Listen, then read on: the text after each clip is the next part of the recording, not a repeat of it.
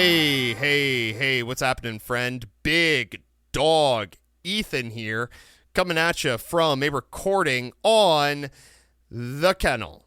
That's right. No broadcast on Radio Free Nashville for this episode. I actually recorded this whole episode with the intent of broadcasting it on Radio Free Nashville, but unfortunately I couldn't really clean it up in time for the show this week. And I'm going to start off this episode with a little bit of an explanation as to why I've been gone on here for the past 4 months. I've not been absent from Radio Free Nashville's airwaves. I have produced a few episodes for that. For this, that's only broadcast on the station, just never got around to getting them uploaded. So we're going to talk about that. And then after that, we're going to discuss this upcoming election in the 7th Congressional District of Tennessee. There's familiar name of one of the candidates who's running, Aftyn Behn. I've interviewed her on the Kennel here a couple of times, and I have a lot of thoughts about this upcoming election, what it means for sort of the congressional makeup as a whole right now, because it definitely would mean a lot for that district, because it has predominantly been a Republican district, and now that district is very, very competitive for this election. So got a lot of thoughts to discuss there about about both of the main campaigns that are going to be running. And so without any further ado, let's get on with this episode. So if you're someone who only listens to this show on my Substack, The Kennel, you haven't heard a peep from me in about 4 months, at least on my Substack. If you follow me on Instagram or Twitter, you've probably seen me posting on there pretty frequently still. Truth is, I've been producing this show when possible for broadcast only on Radio Free Nashville, but I've been doing a horrible job at communicating that to my subscribers. That's because the majority of my time in the past 4 months have been filled up with my new job, carrying your mail for the United States Postal Service. Now, as suggested by the social media policy reminders that were given to everyone in my location a few days ago, I'd like to make this abundantly clear. While I may discuss issues regarding the United States Postal Service and my labor union, and while I may also share my personal experiences with working as a city carrier assistant, my commentary on this show, or on any online platform or medium, for that matter, does not represent the official views and values of the USPS as a whole. I am one mail carrier, talking shit into a mic while they're off the clock. I am in no way pretending to speak for the entire Postal Service, the National Association of Letter Carriers, or any other fellow coworker. With that said, there's a big reason as to why this job will get in the way of producing a weekly political commentary show on a volunteer basis. The job postings for city carrier assistants, it'll say hours vary, quote unquote. What they don't say, however, is that hours actually vary from 35 to 50 hours a week. And no matter how many hours you get in a week, that's always going to be spread out across 6 days. I say all of this to emphasize that I'm busy. And because of that, the output of episodes is going to be more limited. The goal is to have The Unnatural State of Affairs produced every other week, with a rerun of some sort being played during my off weeks. Now, I say that's the goal because I'm working in Nashville right now, and your big dog's kennel has a new address, located in the heart of Southern-style, laissez-faire, late-stage American capitalism. Unfortunately, the kennel suffered a pipe burst at 3 a.m. Last weekend, right after I got most of my makeshift acoustic treatment put up on the walls. So I might be moving to a new unit, but probably not, honestly, at this point, because anyways, that's a whole other thing. Point being is, it seems like there's some new thing that comes up every time I try to sit down to record an episode. So we're going to be trying to get one out every 2 weeks, but there might be some there might be some delays. So thank you so much for choosing to still tune in to the Unnatural State of Affairs. Despite all of my issues with trying to communicate as to why I haven't put out anything in a while. We are going to be getting back to a regular production schedule of some kind, but I do just ask for your continued patience as I kind of reorient really my whole life and living situation with this new job. So, yeah. Anyways, enough about me. Let's get on to discussing this upcoming election in the 7th Congressional District of Tennessee. Now, before I begin this segment, I do want to sort of start off with a pretty necessary disclaimer. This segment is not intended to be an endorsement of any candidate in this upcoming special election. As a nonprofit community radio station, Radio Free Nashville is forbidden by FCC policy from endorsing any political candidate. While I do, hint at some political preferences throughout the segment, I also do make it pretty clear I have some hesitations about even the candidate I may be indicating that I do have a preference for. So I just kind of want to start off the segment with that disclaimer.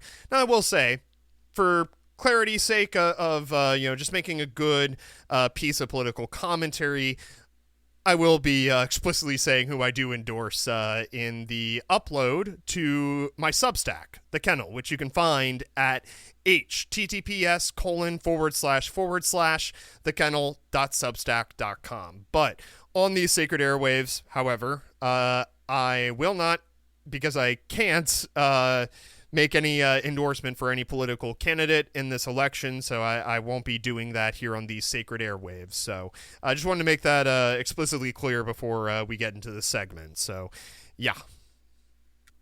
So I know I've mentioned on the airwaves before that there's been a big election coming up here in Nashville, Tennessee. I don't think I said anything about it on the Kennel, because at the last time I uploaded to the Kennel, I think it was actually before Mark Green officially announced his retirement, from the House of Representatives. But yeah, this legally corrupt and bloodthirsty representative of the 7th Congressional District of Tennessee, Republican Mark Green, he decided to step down from his office to take a job in the private sector. Oddly enough, didn't specify for what company, so something tells me it is one of a controversial nature. Once a sellout, always a sellout. Am I right? Ugh, God. I guess the only good news about that is thank God that dude's out, and hopefully we can put in someone who does a better job of actually representing this district. And anyways, right on the day that he announced his retirement from Congress, maybe like a couple of days after, it was real soon. After he announced his resignation, State Representative Aftyn Behn jumped in to compete for the Democratic Party nomination. Now, on paper, that actually sounds like a good idea. District 7 is one of the districts that divided what used to be a solidly blue district encompassing all of Nashville into 3 separate districts that meet in Nashville and then extend far outside the city and into the suburban and rural areas that suffer from MAGA brain rot. That's a long way of saying this district is part of a gerrymandering effort to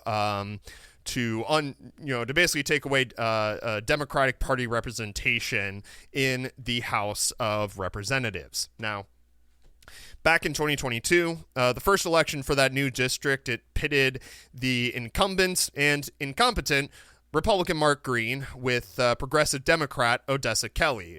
She had a lot of experience as a community organizer, and she also had experience as a Parks and Rec employee of all things. I actually had the privilege to interview her on the Kennel whenever she ran, and unfortunately, a solid campaign platform of progressive policies and pretty deep connections with the Nashville community.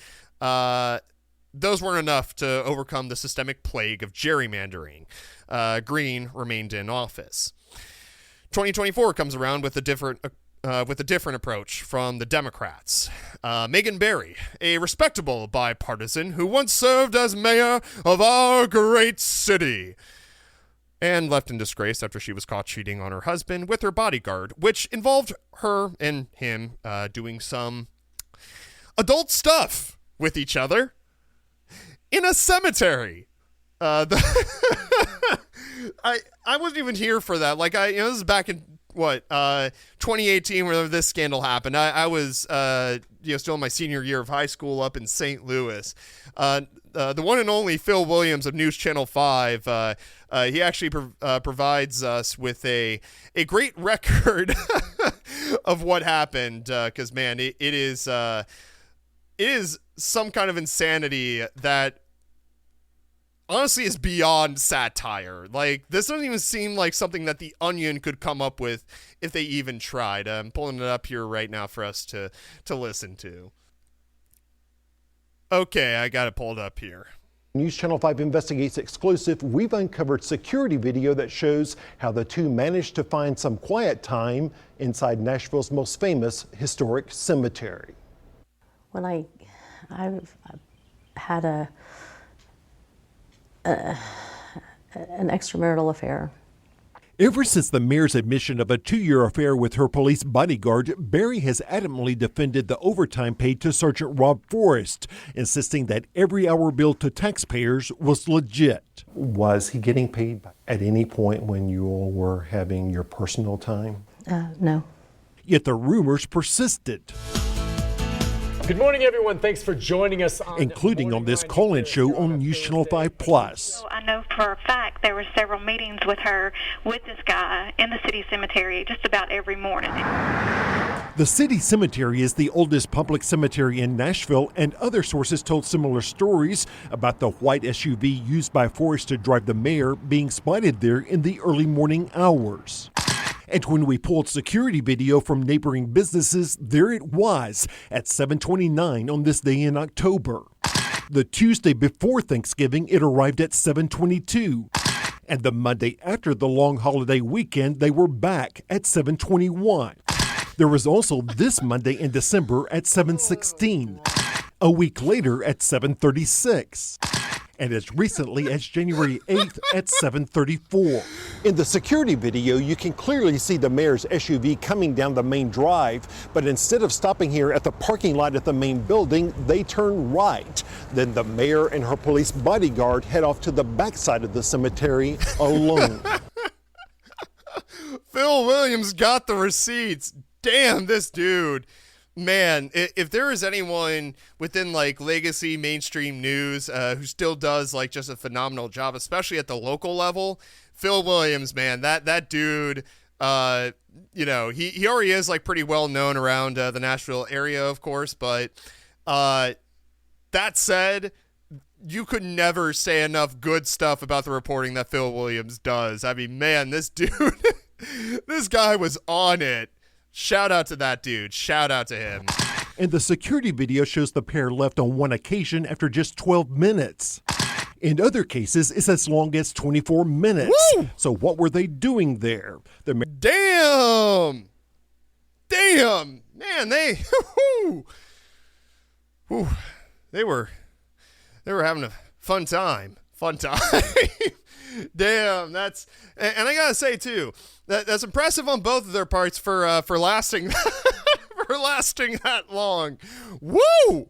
Their spokesperson says Barry finds it to be a peaceful place to start her day. He added, "Yeah, there's nothing more peaceful like starting your day off among a bunch of dead bodies, that have been that way now for what."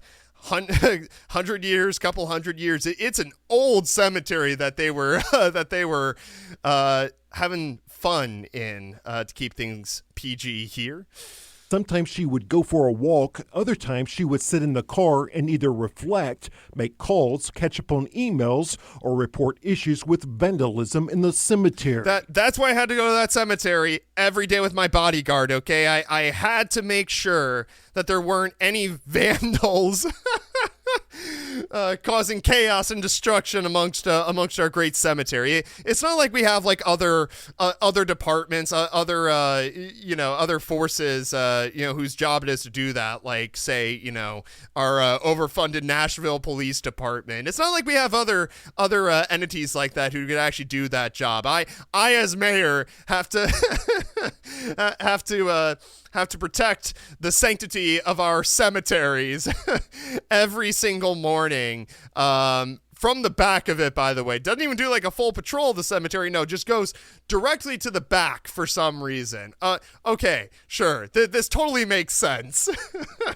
This photo, he said, shows one such example. What is relevant is if the taxpayers are paying for an officer that should not be drawing overtime for frivolous things, and I'm going to call them frivolous. Metro Council member Steve Glover says his only concern is for the taxpayers. In every case documented by News Channel 5 Investigates, Forrest was on the clock. In all but one case, he ended up charging taxpayers later that day for overtime, sometimes late into the night. Glover questions why Forrest could not have split the work with other officers assigned to the mayor's security detail so that no one had to work overtime. That makes no sense to me. That says to me the taxpayers are getting cheated if overtime is being accrued here in Nashville when there's more than one officer that's available for that security detail. As for the trips to the cemetery, the mayor's spokesperson says Barry views it as a sacred place. And when it came to the visits there with the officer with whom she was having an affair, the spokesperson insists nothing inappropriate ever occurred while there. Of course. Now, the mayor's spokesperson also defended the frequent visits to the cemetery with Sergeant Forrest by invoking the memory of Barry's late son, Max, even offering us a fresh photo of mother and son. That is low, okay? Invoking the name of your son, who, I don't know if they mentioned it in here, died of an overdose. To invoke the name of your son who died of an overdose so you could cover for the fact that you were going to the back of a cemetery with a bodyguard to fuck like every other day. Damn, that's low. And she ran for Congress. That was what the Democrats offered up in 2024. He said the mayor plans to bury Max's ashes at her side when the time comes. Still, it's important to note that her son is not currently interred at City Cemetery. So brings up her son as an excuse. Her dead son is an excuse to go visit the cemetery that he's not even buried at. Like, oh my God.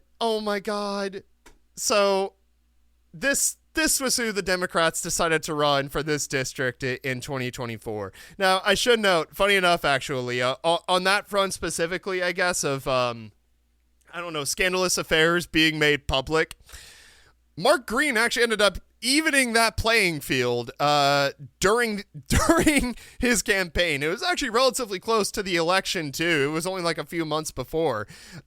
He ended up divorcing his wife of 35 years after cheating on her with a 32-year-old woman.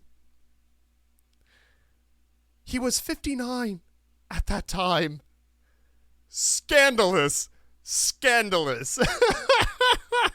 This is from the Nashville Banner on September 13th, 2024. Quote, in a note obtained by the Banner, Camilla Green, his wife, accused her husband of having an affair with a 32-year-old woman after being corrupted by his time in Congress, warning that his peers may become, quote, intoxicated with power and adoration. Quote, he is living life greatly deceived. I have offered reconciliation, and he wants nothing of it and has insisted on a divorce. Satan has rewritten our marriage in his mind, she wrote. Multiple sources tell the Banner that the letter, this was written in a letter, it was sent to members of Congress. Oh my God. So I can't even imagine. I can't even imagine getting a letter like that from like a coworker's ex-wife, like just absolutely tearing him to shreds of like all these personal issues that literally have nothing to do with me. So anyways, I guess the good news for Megan Barry is that because both candidates had their own scandalous marital issues made known to the public, their campaigns could be focused on critical, important policy matters. Spoiler alert, Mark Green stuck with all of his psychotic MAGA-friendly policies, while Megan Barry ran on your typical establishment Democrat platform.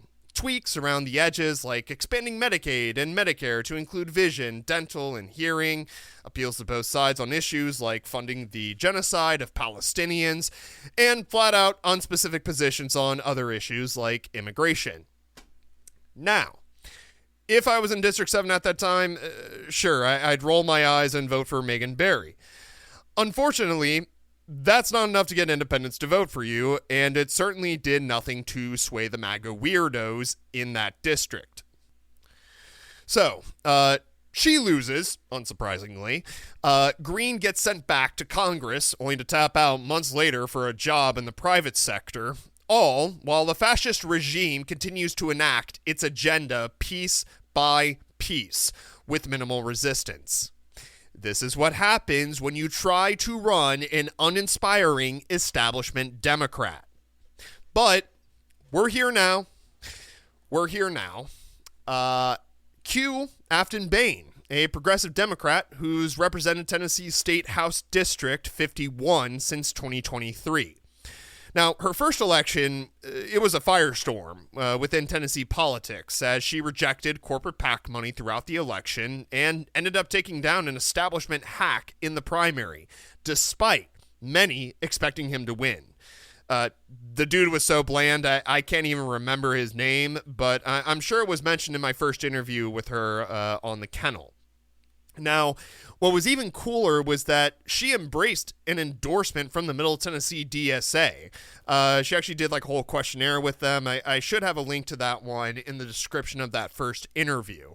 And of course, an endorsement, means nothing without like policy commitments, right? And what I liked about her campaign was that she made it very clear there's not much I'm going to be able to get done, with the current makeup of the state legislature. That just wasn't going to be possible.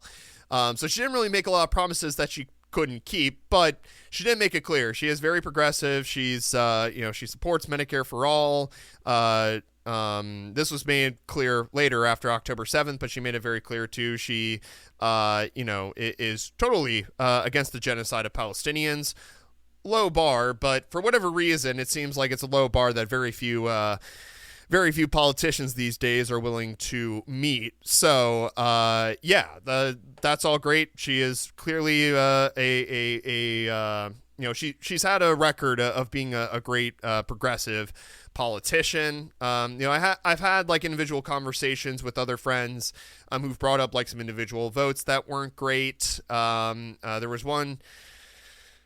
I can't remember the specifics, so I'm not really going to speak about it. So I am sure that if you talk to some other folks on the left, they might bring up some valid concerns about some of the votes she did take. I personally just kind of chalk that up to the necessary backroom deals you have to make in order to get certain policies passed, especially when again the GOP kind of has all the power at this given point. But that said, I think overall she does have a pretty good track record. So, for that reason alone, yeah, I think this will make sense to a lot of people, especially because she does seem to be someone who does kind of have a pulse on where, I would say, low information voters or just apolitical people are at right now in terms of their willingness to go out and vote, and why they don't go out to vote, and what their main issues are really on top of their minds right now. Now, just like that first primary she ran in for the state house, this general election, she's facing another pretty bland opponent. This guy is Matt Van Epps, a dude who graduated from West Point, served in the National Guard, and then went on to develop a career as a bureaucrat within the state government. Now, if you read his campaign page, you'll see a fascist agenda wrapped up in all the pristine, clean, and dull language that corporate-sponsored candidates use all the time. In fact, if you type his name into a search engine or look through his social media, that's the impression you'll get about Van in general. Just a pristine, clean, and dull fascist. Like, this video alone makes that clear. Oh my gosh, this dude has zero charisma. And I'm saying this as a relatively awkward guy myself, okay? Like, this dude just has horrible charisma. Like, just makes you not want to even step foot anywhere near a polling location for, like, all time, for, like, eternity. Hey everyone, Matt Van Epps here in Dixon. Just had lunch with our team out knocking doors in Dixon. We started the day in Williamson County, and we're going to be heading back to Nashville after this. The outpouring of support is amazing. We are driving forward to December 2nd, early voting now. The outpouring of support is so amazing. Dude is literally just like standing out on a street corner with like no one else around him. Like, dog, you're not making yourself look like a super big populist. You're making yourself look like an absolute loner who who looks like he just walked out onto a street corner for the first time in his entire pathetic life. Anyways. Down through November 26th with Election Day on December 2nd. Please come out and join our team. We're going to be driving down the cost of living, decreasing inflation, and making life better across our entire district. Thank you all so much. Have a great day. Hey, yeah, so my name is Matt Van... my name's Matt Van Epps, and, I love all the outpouring of support that I'm getting here. Like the one old lady that whose door I knocked on at 7 this morning, and she chased me out with her 12-gauge shotgun. I think that means she supports me. I mean, she definitely supports.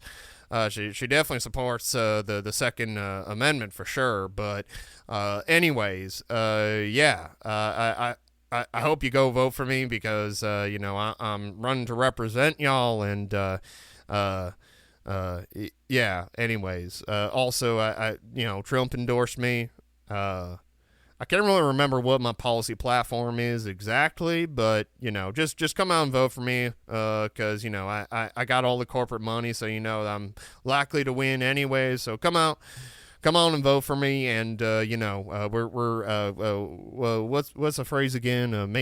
Make America good again. We're going to make America good again. Yeah. Like, this dude, I don't even know. All right, look, we're going to get into the larger political analysis in a second, but I don't know what the hell the Republican Party was thinking by running this dude. This dude has zero charisma. He looks like, I don't know, he just looks like someone, I know this like phrase is used a lot as like a compliment, but I mean this in the worst way possible. This dude looks like he's straight out of Central Casting, but just doesn't have like the personality of a Central Casting type of guy. Like, you would think of someone straight out of Central Casting as someone like Gavin Newsom, right? And look, for all the like, disagreements I would have with Newsom, this is a dude who does like have a sense of charisma. Like, he's the kind of guy that you can just see, like, he can get out on a stage, put a smile on his face, and make, maybe an entire crowd of like, I don't know, of like 45, 50-year-old Gen Xers just absolutely swoon. But this dude, oh my God, like, I just, like, listening to him is just like watching paint dry. Like, he is just boring as hell. So, given that the Tennessee Republican Party is running this incredibly weak candidate right now, and given that the brand at a national level is kind of weak, with the Epstein emails demonstrating once more that Trump was very likely involved in Epstein's child sex trafficking operations, with the ICE Gestapo kidnappings and with the incoming raises on Obamacare premiums. It's no wonder that, according to Behn's internal polls, at least the polls coming out of her campaign, the one solidly red district is showing Behn being only 8 points down compared to Mark Green's 20-point win in that district just last year. Now, I do want to, I even think I saw a more recent poll from, I believe it was Emerson. I'm going to pull that up real quick here. I wrote this script before this poll came out, but I did want to at least cite that. It's a little more accurate since, it's coming from outside of her campaign. Okay, yeah, that gap has decreased now. It is 48 for Matt Van Epps, 46 for Aftyn Behn. 48-46 race with 2% voting third party and 5% voting not voting, but they're undecided right now. This race is neck and neck, which is, again, wild, considering that this is a district that has been consistently Republican since it was first created. And, of course, with this election now being very competitive, it is getting a shit ton of buzz. Behn has now made multiple appearances on cable news channels, and she even interviewed on Breaking Points this past week. Like, it's getting a lot of national attention. On top of that, you have both national parties also taking a keen interest in this election. Donald Trump made a virtual appearance out of one of the Van Epps rallies, and then Kamala Harris showed up to one of Behn's rallies in person to endorse her. And, well, this is where I start having a lot of concerns with the campaign that Behn is running. So, before this election, Aftyn Behn strongly appealed to progressive voters. She's insisted on calling Israel's war crimes in Gaza a genocide. She supports single-payer health care, tried to legalize weed as well with this pot for potholes bill last year, I'm pretty sure. For the most part, she does have a pretty progressive record. Again, I do want to put that little asterisk on there. I've heard a couple of friends mention some questionable votes that she made, which, again, in a state legislature like this, it is kind of par for the course. I think you do kind of have to pick your battles pretty carefully, but nonetheless, overall, she does have a pretty strong track record of being a progressive. That said, however, this time around, her campaign has been a little more moderate. And I'm not talking like moderate only in terms of the policy the policy platform itself, but it's just more moderate on information about the platform itself. If you go to her website, the Issues tab, it just redirects you to her Substack, The Behn Factor, which doesn't really list policy positions. They're more like reflective think pieces on how the Republicans in Tennessee are fucking everything up, which, to be clear, is very true. But policies should be specific about what you are going to do about it, if elected to the House. The closest we really get to any commitment is the tagline of the campaign: feed kids, fix roads, fund hospitals. Any undecided voters who, might not be aware of Behn, or at least of Behn's past, they're going to come to her website. They're going to be redirected to her Issues tab, or they're going to be redirected to her Substack through her Issues tab. And they're going to read through it, the Substack page, and they're going to say, okay, she gets the problems. She's committed to doing those three things mentioned in her tagline, but how would she want any of those three goals implemented? Now, that may be enough for the undecideds to go vote for her, and that's great. But the devil's always in the details. And, for instance, say she gets elected and signs onto some half measure, like, I don't know, like a bill that grants federal funds to private contractors who will improve the quality of our roads, but also contains no conditions to hold said contractors accountable if they don't, like, follow through on all the specific provisions of said contract. In that case, no one can look back on her record of promises during the campaign and say, hey, she didn't follow through with that. Because technically, in this imaginary scenario, she did at least attempt to do something to fix the roads, but if the private contractors fail to fix the roads adequately, or they decide to jack up the prices for their services, suddenly we realize that it's not only about fixing the roads, it's about supporting legislation that enables those improvements to be done in a competent manner. And I should say, I did watch her interview on Breaking Points. She may have elaborated about this, in other podcasts. I believe I saw she appeared on some other larger podcast as well. So, she may have actually elaborated on that, but at least in terms of like the main center of her, the main digital center for her campaign, there's nothing clearly summarized that says, okay, these are the things that I actually want to specifically do. There's nothing like that. And so we as the voter, I say we, I'm actually in District 6, so I can't vote for her, but,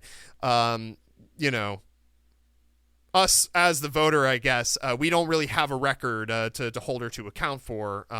If she doesn't totally follow through on these three main things that she's promising to do. So we're not getting specific policy commitments, which is never a good sign from a Democratic campaign. On top of that, though, the endorsements we're seeing are tending to be more centrist as well. She had Jasmine Crockett do a video call at one of her rallies, which Jasmine Crockett, she does have like progressive branding, if I'm not mistaken. I don't know all the specifics behind her views on Israel and Gaza, but I believe that, at the very least, she considers herself a moderate on that issue, which I don't think you can really, be moderate on an issue like genocide, but, Crockett is all. I get why she would have Crockett come, though. I mean, Crockett, she is someone who does know how to generate headlines for sure. She is good PR, I think, for like your typical normie Democrat. So yeah. So Jasmine Crockett showed up at one of her rallies through a video call, and as I mentioned already, Kamala Harris endorsed her too. Now it's funny. Behn was actually asked about this in a Breaking Points interview that I mentioned earlier. I'm pulling it up right now. Looks like my internet's being a little bit slow. So some of us got a little nervous when we saw that Kamala Harris was coming to the district. She's obviously a very polarizing figure, and would certainly draw a lot of attention to the race. So I'm curious your view on her coming in. The reason the decision was made to have her come in, and what impact do you think that has on the race? Okay, sorry to pause just before she gives her answer, but I love the fact, it's a video podcast, right? And so she's calling in through a video call, and for whatever reason, her camera just froze up on her right as she was making a frowny face. While that question was being asked, and like the first time, like if you're watching this for the first time, you might like get the impression like like she's not happy about it either or something. I don't know, but anyways, I just thought that was funny. I'll continue on with the interview. Yeah, I mean, I'm grateful for any support from anyone across the country. The South has been historically disinvested in, and I know that uniquely and innately as a Southern organizer. So any support is welcomed. The district does include North Nashville, which is historically Black communities. And so to see the faces of those HBCU students that have never seen a political figure like that in our city. It was really rewarding to see the smiles on their faces. But I'm also someone who I've never been the political insider. I've never been the chosen party candidate. And so I think in my political career, my trajectory, most people that I've worked with know that. And so if my party's not doing the right thing, then I will, and I'm not beholden to them in any way. And there are multiple times in the legislature that I voted with my constituents over my own beliefs and biases. So I'm definitely someone that is welcome to community feedback and will represent the interest of her district over that of the party. What are the quote, grateful for any support from anyone across the country? Okay, but here's the thing. Not all support is good. Kamala Harris, especially. I mean, this person, Kamala Harris, botched a presidential election last year that should have been a fucking layup. Instead of fully embracing a populist campaign, she chose to run as a barely left-of-center Democrat, ignoring her base's demand to block weapon shipments to Israel.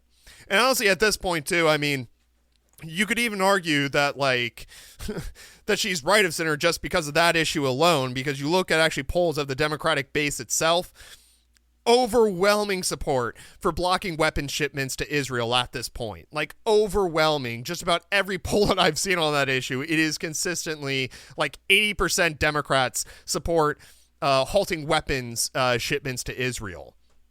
Now, she does note that her appearance in Nashville, that Kamala Harris's appearance in Nashville, made a lot of Behn's supporters happy at the rally itself, especially any black HBCU students who were in attendance. And look, that's great. That's good that that black voters, especially HBCU students, got to see a candidate who also went to an HBCU college and actually made that a very big part of her presidential campaign.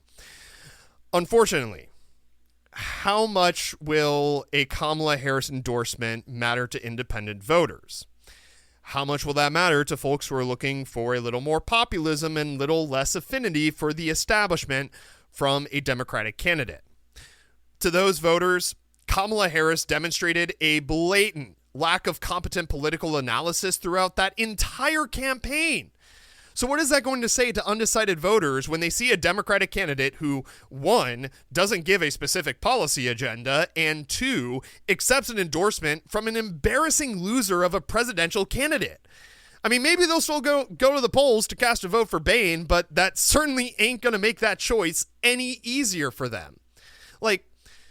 And come to think of it too, I mean, and I obviously I can't really be speaking for black voters, but also if Kamala Harris didn't endorse Aftyn Behn's campaign, was that really going to be the deciding factor for them to go out and vote for her? If anything, it's more likely that Harris endorsing the campaign is going to be is going to make undecided voters less likely to come out than it will make it more likely for black voters to come out for her, if that makes sense. I think not having Harris endorsing this campaign in the long run would have just been better electorally speaking. Because I think, and as they mentioned in that Breaking Points interview, she is a pretty divisive candidate. And I think a lot of the appeal that Behn has been having among really everyone is the fact that she isn't terribly tied up with the Democratic establishment. And especially right now, I think that was a big bonus in her favor, because I don't know if y'all seen the polls, but everyone is pretty fed up with Democratic Party leadership right now. So to have Harris come in and endorse her right before this election, I think that was just a bit of a strategic misstep on her part. Y'all, just in this month, Kamala Harris not only tweeted her condolences to the Cheney family after the psychotic war criminal Dick Cheney passed away, Harris even attended his funeral. If you are running a campaign that represents the people, you don't take an endorsement from someone who mourns the death of a former vice president who orchestrated the illegal invasion of another country that didn't attack us, resulting in hundreds of thousands, if not millions, of dead civilians and cost the taxpayer over $1 trillion fucking dollars. Yeah. Politics 101, you don't run a populist campaign that welcomes an endorsement like that. No matter the race of that endorser, no matter the political stature of that endorser, you don't take an endorsement from someone like that. And to add on to that too, Middle Tennessee DSA this time around has not endorsed her. And I should note they didn't endorse her in 2024 as well. But there is a legitimate concern for progressives to have with the moderate turn that Behn is taking with this campaign. Now, I already know the rebuttal to this concern. Well, she's running in a red district, so she has to moderate, especially in a general election. To an extent, yes. But if you're moderating to the point where you're not making your policy platform clear on your campaign site, replacing them with Substack think pieces, and then welcoming endorsements from incompetent politicians who failed as our last line of defense against the current fascist regime, it's going to appear as if you're hiding the ball from undecided or low information voters about your more progressive positions in the past. And that's at best. At worst, it's going to look like you're campaigning just as an establishment Democrat and have fully capitulated to that sort of group within the Democratic Party. That's not going to look very good to undecided voters. That's not going to look great. And here's the thing. I got to take a water after that. Hold on. I got to take a drink of water. Blah. This whole thing's getting me very flustered, as you can tell.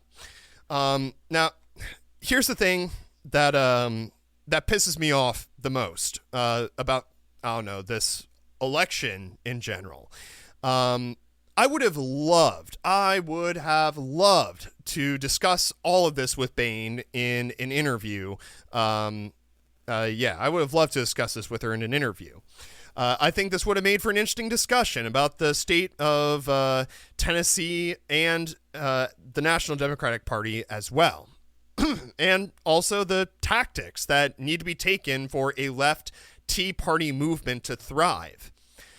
When she announced her run, however, I was already preparing to start my new job, so my time was already becoming limited, especially since I hadn't moved to Nashville yet.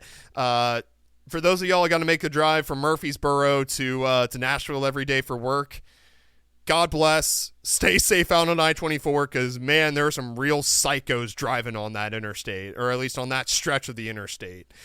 But anyways, so I was already starting to become busy with a new job. But on top of that, I was petrified about how to handle the logistics of that interview. Because part of me thought, oh my gosh, I'm doing this show at an anti-corporate community radio station that, fun fact, she actually used to do a show for. Maybe I should invite her to interview on the unnatural state of affairs. No idea what the show was, by the way, and I've been told it was a pretty brief stint. But, that could have been fun. Anyways, it could have been a fun idea to have her interview or invite her to interview on the unnatural state of affairs, but there were other concerns with that plan. Because we're a nonprofit community radio station, the FCC forbids us from endorsing candidates, and more importantly, we have to offer equal time and opportunity for all candidates if we invite one for an interview, meaning I would at least have to invite Matt Van Epps to interview. Now, he could decline, or he might not even respond at all. Here's the deal. I think that whole policy from the FCC, I think that's bullshit. For those who aren't aware, while I've added a couple of other sections to the Substack that hold different intentions, the primary goal of the Kennel has been to interview candidates who reject corporate PAC money. This show is mainly intended for my personal political commentary. That's why I'd already invited Behn onto the Kennel twice. I don't think candidates partaking in that sort of corruption deserve much airtime on platforms that actually serve the interests of the people at large. And considering that the party that Matt Van Epps is running with has clearly demonstrated its fascist intentions, if he did accept an invite to interview on the unnatural state of affairs, I knew I would be harming the public by treating the dude as someone who deserves to have his views shared on these sacred airwaves and treated as if it should at least be given equal consideration, compared to Aftyn, Behn, and other independent candidates who are running in this race as well. So, about a week ago, after seeing how big this election was getting and recognizing I was starting to find a groove with my new job and living arrangement, I decided, okay, I'm going to make a last-minute invite to interview on the Kennel exclusively and then give it a shout-out on Radio Free Nashville if that interview can happen. Probably won't, given the wide attention this campaign has already received and the last-minute nature of the invite, but hey, might as well. Before I sent that email, however, I come across a political article that not only makes me hold off on the invite, but also gets me reconsidering that primary intention of the Kennel to interview candidates who reject corporate PAC money. The title of the article is House Democratic Super PAC Drops $1 million on Tennessee Special Election. Quote, House Democrats are jumping into an upcoming special election in Tennessee, dumping $1 million on an increasingly nationalized battle for a deep red congressional seat as President Donald Trump gets involved in the race. House Majority PAC, the super PAC aligned with the lower chamber's Democratic leadership, announced plans on Friday to spend $1 million on TV and digital ads to boost State Representative Aftyn Behn. The Tennessee Democrat faces Republican Matt Van Epps next month in a district Trump won by 22 points in 2024. The spending represents a dramatic escalation for national Democrats, who have so far not spent significant cash on the long shot race. Republicans have pumped far more, over $1.7 million into it, including through the Trump-allied Super PAC and the Club for Growth, unquote. Now, I wanted to mention that last part because, yes, in terms of just like, I don't know, corporate PAC money being raised or just being spent by outside groups, Aftyn Behn still has received far less than what Matt Van Epps has. However, again, considering that primary intention of the Kennel to interview candidates who reject corporate PAC money, this kind of highlighted a bit of a gap in that primary intention. Now, as it so happens, all the candidates who I've interviewed, they have not had a super PAC come in to spend on advertising in support of them. But this report from Politico, I don't know why I can't say Politico very clearly. This report from Politico, it makes me think that the issue with money in politics isn't just candidates accepting corporate PAC money, because technically, yes, Behn has it. All of her donations have come from small and large individual contributions. But she now has a super PAC burning cash to pump out favorable advertising for her, and these donors aren't the best to be associated with.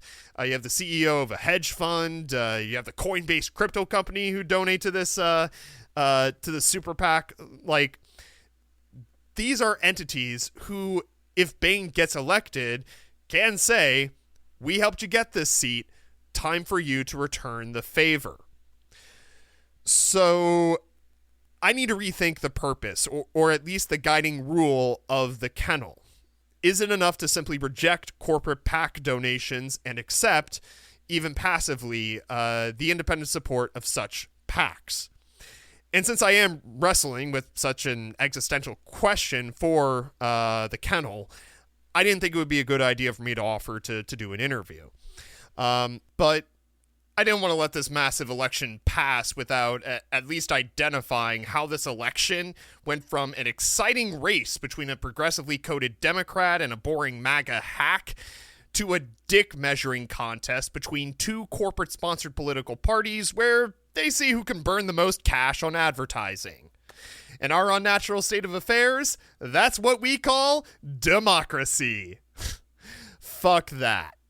But despite all my concerns with Aftyn Behn's campaign, given that this race is super tight, and given that we are seeing a Republican Party enacting an explicit and outright fascist set of policies in Congress, go vote for Aftyn Behn. Like, go do it. I used to be a little bit more cautious about like explicitly endorsing candidates even here on this Substack, but I think we've kind of gotten to the point now where it's night and day what these motherfuckers want to do, right? It's night and day. These guys want to cut your health care. They want to lock up as many immigrants as they can, whether or not they're undocumented.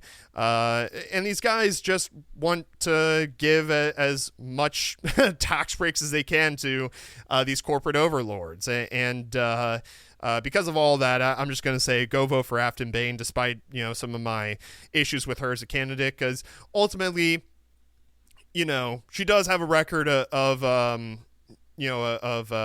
doing what progressive or of enacting what little progressive policies she can at the state level. And I think at this point in time, I think that's got to be enough, for all of us. So if you live in District 7, go vote for Aftyn Behn. You can look that up literally online if you just type in Tennessee congressional districts. I actually think on the Tennessee General Assembly's website, you can even just type in your address, and it'll actually show you, which state house district you're in, state senate district you're in, and which congressional district you're in. So you can find out there, if you're able to go out and vote for Aftyn Behn or not. Because I think it's going to be super important that we can get as many Democrats in there as possible to, at the very least, undo the damage that the Republicans have brought about, because what they have done is shittier than ever before. So go vote for Aftyn Behn if you haven't already. Early voting is all done. The actual election is happening on Tuesday, December 3rd. Again, or is it December 3rd? Or I might have that wrong. Hold on. Let me check here. December 2nd. My bad. Tuesday, December 2nd. Go vote for Aftyn Behn. Get your ass out to the polls. Despite any sort of criticism I had about her, ultimately it's most important right now that we just get these Republican freaks out of Congress, because they deserve it. They deserve to be kicked out of office, for sure. So, anyways, that's all I got to share with you today, folks. Thanks again for tuning into this episode. And like I said, we're going to try to sort of bring production back to a more normal schedule. But, it may take some more time just because this is a pretty chaotic job that I'm working, especially at this time of the year. So thanks for tuning in. And I hope to see you again in the near future, friend.